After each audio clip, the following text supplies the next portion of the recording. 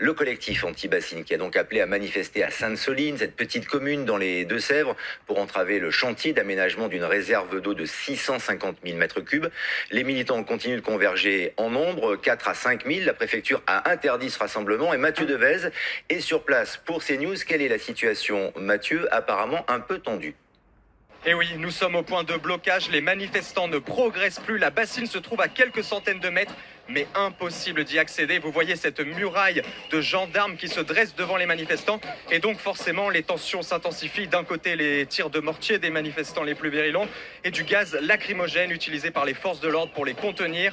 Des premiers blessés à constater chez les manifestants. Les street medics sont sur place. Nous sommes à 2 km environ du campement de Sainte-Soline. Les gendarmes mobiles procèdent à des sommations pour mettre à distance des manifestants qui tentent toujours de pénétrer sur cette zone interdite.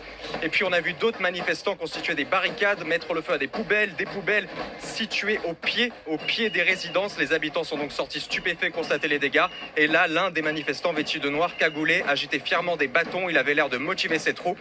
Désolé, on fait ça pour vous aussi, on veut boire une eau de qualité, a-t-il lancé aux habitants venus constater les dégâts. Les forces de l'ordre craignent désormais des violences et des dégradations sur le chantier de la bassine.